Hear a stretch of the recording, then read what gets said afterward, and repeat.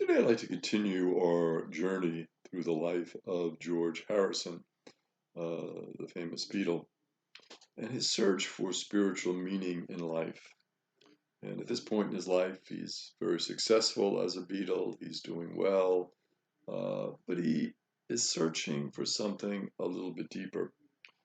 And so he read the autobiography of a yogi, which was published in 1946.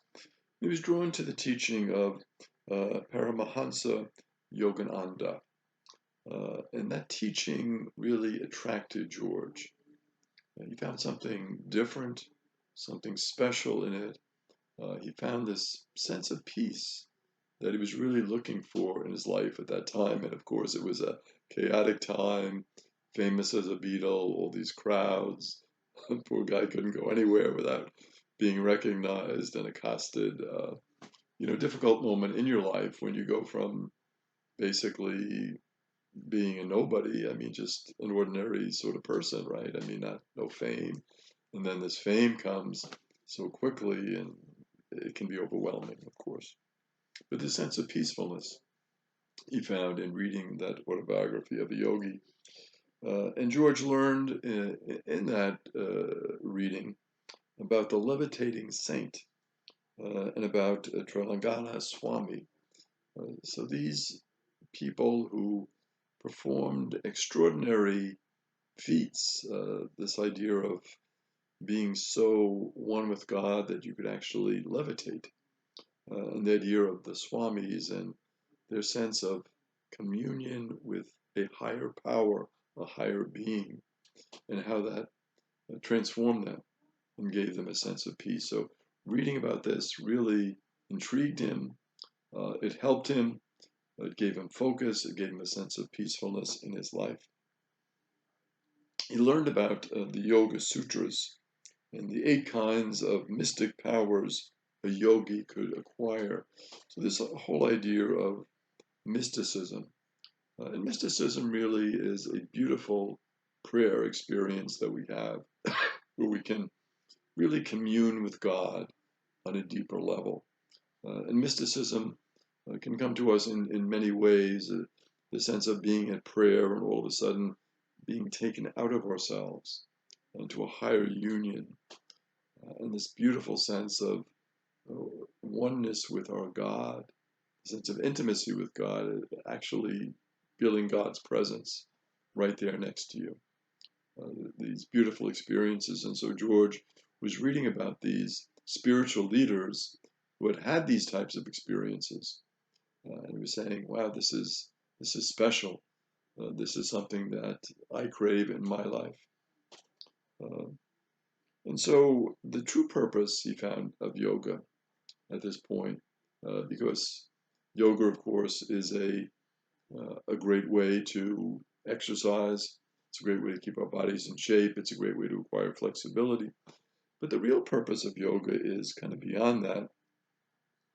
And he felt from his reading and from what the masters had said and the different swamis and gurus that he had read, he found that the true purpose of yoga is to reawaken a love for God, and through that relationship, a love for all creatures. Because once you have that love for God, once you are one with the Creator, once you achieve that sense of intimacy and unity, then that naturally has to go out to all that God has created. That reverence for every aspect of creation, for your plant life, your vegetative life, your animal life, your human life, all sorts of aspects of life that God has gifted us with. And because you love God, because you are one with God, because you are in unity with God and God's plan, then you have to realize that, well, God has made all these wonderful things in creation and these wonderful people and these wonderful animals, and it's just amazing what we have been given. And so you go from love of God to love of everything that God has created. And we see this today, don't we, in our ecological movements with the sense of reverence for all of creation. How could we pollute our air? How can we despoil our water? How can we befoul our soil if we realize that all of this is gift to us from God? It's impossible. And how can you just take some garbage and just throw it out on the ground? I mean, you're like, I can't do this. Creation is too beautiful, and I don't want to, in my own small way, to spoil it. Because if we all, in our own small ways, do it, it creates a terrible pattern in creation and really defaces the gift that God has given us. Ravi Shankar, whom George had been meeting with at this time in India, Ravi told George that it would take many years of dedication to play a raja properly. It's interesting the difference between playing a raja, the sacred music of India, and playing a Beatles song. George could master a Beatles song quite easily. He would practice. He would be given the chords. Fine, he's got it down. He's mastered it. It's recorded. It's fine. It's wonderful. But Ravi said, no, a raja is something different because it comes out of relationship. It comes out of a deep relationship with God. There's no kind of set musical notes. It's that sense of the oneness with God that leads to this creative flow, this creative energy, this love that comes out of you, that you express in your music. And so you need to dedicate many years to playing a raja properly. And George loved that. He loved the challenge of that. He had mastered the pop music fairly easily. He knew this would take longer. He would need more practice, more dedication. But he was like, this is something I really want to do. This is something that really comes from a deep place within me. And for some of us, that might be hard to understand. Why is George, at the height of his popularity, now devoting all his time to this spiritual music of India?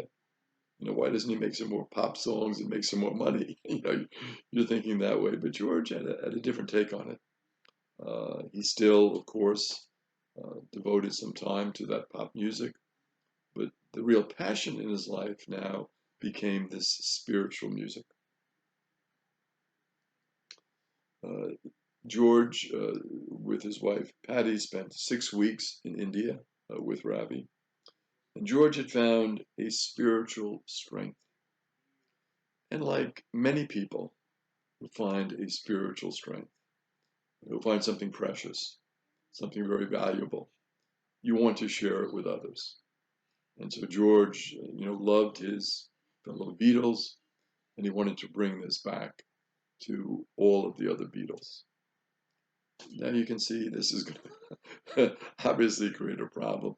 It's like sometimes you find something and you think it's so valuable, and you just, you want to share it with other people, and they're like, that's nice. They're not that interested in it. So sometimes we get this passion for things, and it's difficult to share it with people in the proper way. And, they're not always going to react to it, obviously, in the same way that you do. George added some touches of Indian music to the songs on the Sgt. Pepper's Lonely Hearts Club Band album, which many music critics felt and still feel is one of the greatest albums ever produced in terms of the really variety of musical genres that are a part of that, and the creative approach that the Beatles took to putting it together.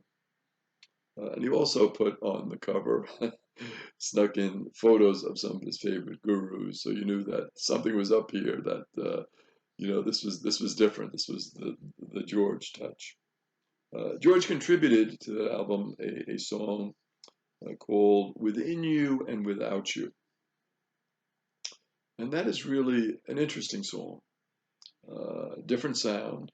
It's a spiritual song, and it encourages a listener of that song to push beyond the exterior illusions of life. The things that we think are important and valuable and meaningful. And to kind of look beyond them, to look within ourselves for something deeper. And that song and George's approach always reminds me of the words of Jesus, who said, "The kingdom of God lies within us." You know, we get all involved in all these exterior pursuits and what we need.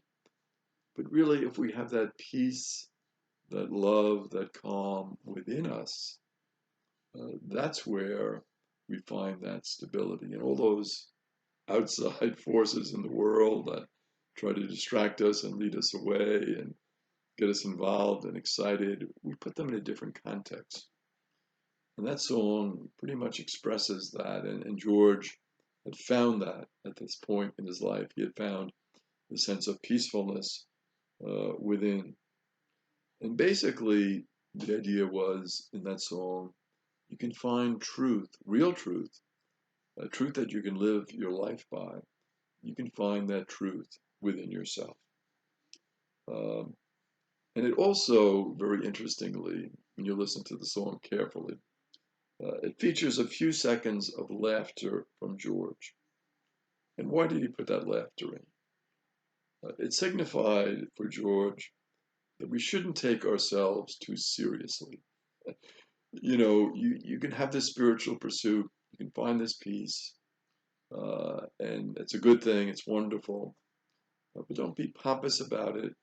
Don't have that pride that, well, I've discovered this, but have also with it that perspective of laughter. We don't take ourselves too seriously. And I think George found some really important wisdom there.